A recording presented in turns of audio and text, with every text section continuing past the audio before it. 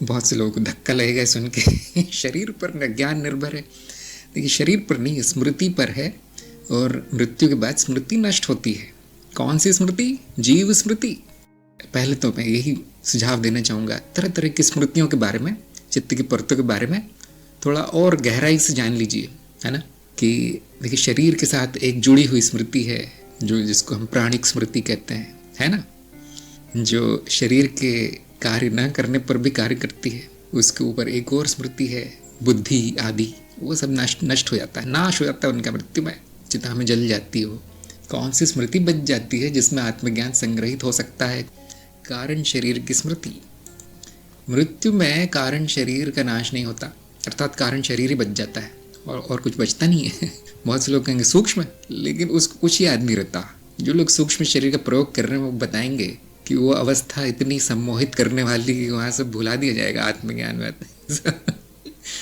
तो क्या आत्मज्ञान फिर कारण शरीर में नहीं छपा है तो क्या वो समाप्त हो जाएगा? हाँ, हो जाएगा। क्यों होगा ऐसा? जिसने उस ज्ञान को महत्व नहीं दिया, जिसने उसके बाद उसका स्मरण नहीं किया, वो साक्षी भाव की साधना नहीं की।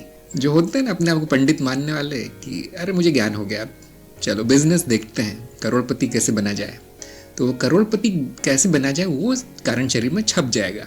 और अब उसके जन्म इसी करोड़ के फेर में ही होते रहेंगे, कई जन्म होते रहेंगे। लेकिन जिसने साधना की है, जिसने महत्व समझा है वो आत्मज्ञान का, मैं क्या हूँ, उसके लिए करोड़ मिट्टी है, पैसा मिट्टी है, संबंध बेकार है, संसार कचरा है, असली सोना ज्ञान है। उसका ज्ञान कहीं नहीं जाएगा। अगर किसी कारणवश पुनर्जन्म हो गया उस जीव का, आपका तो नहीं होगा, जीव का तो हो जाएगा, तो इस वृत्ति के साथ पैदा होगा कि मुझे ज्ञान चाहिए और कुछ नहीं चाहिए उसे। बचपन में ही दिख पड़ेगा, खिलौने नहीं चाहिए, किताबें नहीं, वो कहानी वाली किताबें नहीं चाहिए, बड़े बड़े ग्रंथ।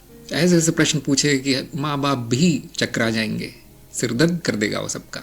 ये विलक्षण लोग कौन है जिनके कारण शरीर में ज्ञान स्मृति छपी है? अगर ये और गहरी हो जाती है तो आप अनुमान लगा सकते हैं अब उसका जन्म नहीं होगा, मनुष्य जीवन से मुक्ति। इसीलिए आपको इतना मैं पीछे पड़ा रहता हूँ, इस एक स्मृति को छाप लीजिए अच्छे से, जो आपको ज्ञान हुआ है, इसको महत्व दीजिए। मैं आपको 3 महीने सिखाता हूँ क्या करना है ना। जीवन भर नहीं सिखा सकता हूँ, समझदार को 3 महीने काफ़ी है कि क्या बताया गया है। 3 महीनों में दोहराते इसका पूरी तरह से आपके कारण शरीर में जमा हो जाना चाहिए। वो बाकी सब हट जाना चाहिए कारण शरीर से, जो भी व्यवधान है। जैसे मैंने अशुद्धियों की बात की थी, यदि अशुद्धियाँ अभी तक तो अशुद्धियाँ जमा हो रही है कारण शरीर में, अब उनको निकाल दो और कुछ काम की चीज़ जमा करो जो हमेशा काम आए। वो है ज्ञान, सबसे बड़ा ज्ञान, आत्मज्ञान। अब किसी भी युग में पैदा हो जाए, किसी भी काल में, किसी भी देश में, आप वो ज्ञान वापस ढूंढ लेंगे। क्यों? वृत्ति, संस्कार, वही मार्ग मिल जाएगा। क्या वो मार्ग भी छूट जाएगा? क्या गुरु भी भुला दिया जाएगा? तो ऐसा भी हो सकता है, हाँ, लेकिन उसके भी उपाय बता दिए गए हैं। जैसे गुरु क्षेत्र से 60 गांठ, मजाक में कह रहा हूँ, 60 गांठ तो नहीं, लेकिन उनसे प्रार्थना जरूरी है कि एक वही तो रहेगा स्थायी। जब आप बदलते रहेंगे, आपके रूप बदलते रहेंगे, तो गुरु क्षेत्र ही तो स्थायी रहेगा जो याद दिलाएगा। कारण शरीर भी बदल जाएगा, है ना। कौन पता नहीं कौन सा देव योनि, कौन सी योनि हो जाएगी आपकी, भूल जाएंगे सब, लेकिन गुरु क्षेत्र नहीं भूलेगा, गुरु नहीं भूलेगा। गुरु का अर्थ व्यक्ति नहीं जो बोलता रहता है इधर उधर की बातें, वो नहीं। गुरु का अर्थ गुरु क्षेत्र। उनसे 60 गांठ कीजिए, उनसे कुछ हम कहते हैं ना जैक लगाइए। सरकारी कार्यालय में आपको काम करना हो तो कैसे आप जाते हैं, तो पहचान का मिल जाए, काम हो जाए वैसे। और वो हम कहाँ सिखाते हैं, वो कैसे करना है, गुरु क्षेत्र से संपर्क, कैसे उनको प्रभावित करना है, कैसे उनको प्रसन्न करना है, कैसे हमें उनकी कृपा मिले, वो चरण 7 में बताया गया है। देखिए चरण 7, बहुत से लोगों का कार्यक्रम वीडियो देख के खत्म हो जाता है, दिखाई नहीं देते कभी, और वो अगले जन्मों में उनको वो ज्ञान दिखाई नहीं देगा। बड़े दुख की बात है। लेकिन फिर हम ज़बरदस्ती भी नहीं कर सकते। देखिए कि परीक्षा दो, लिखो, चरण 4 के प्रयोग करो। अब मैं तो ज़बरदस्ती नहीं कर सकता, उनमें समझ नहीं है अभी तक, उनमें चिंता नहीं कि मेरा ज्ञान नष्ट हो जाएगा।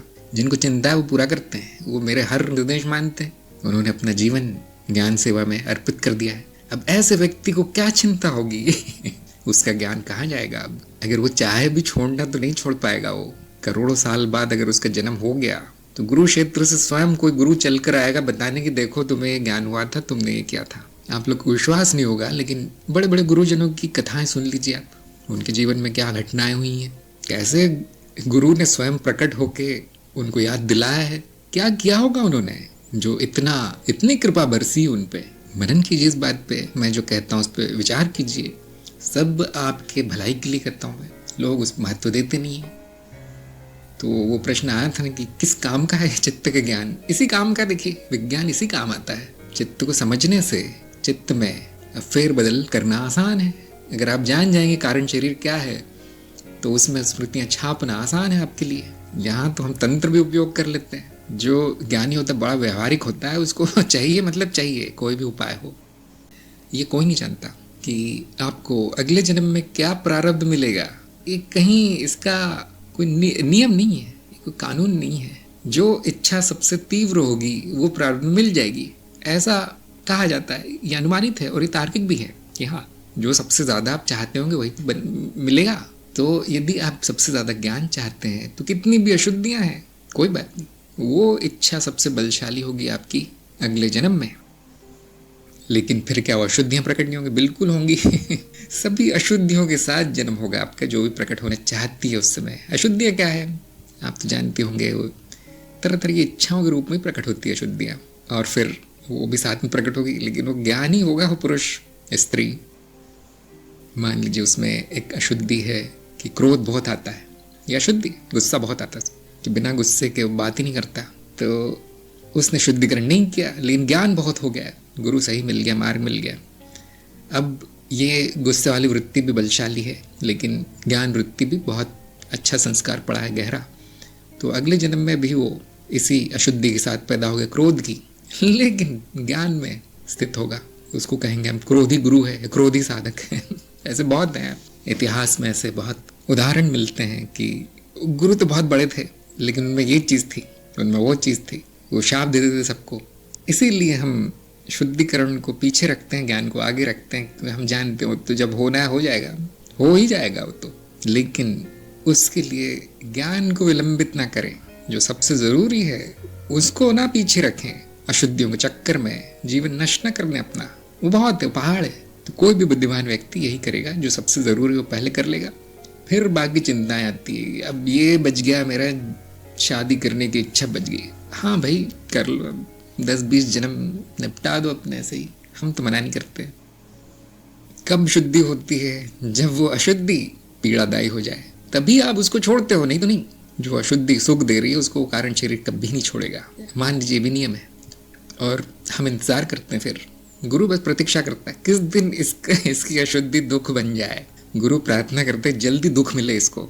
लोग सोचेंगे कितने निर्दयी है गुरु, इतनी क्रूरता तो मेरे शत्रुओं में भी नहीं है। हाँ, ऐसा होता है। जो आपका भला चाहता है वही आपको सही मार्गदर्शन दे सकता है कि हाँ, उसी के मन में ये सब चिंताएं होती है।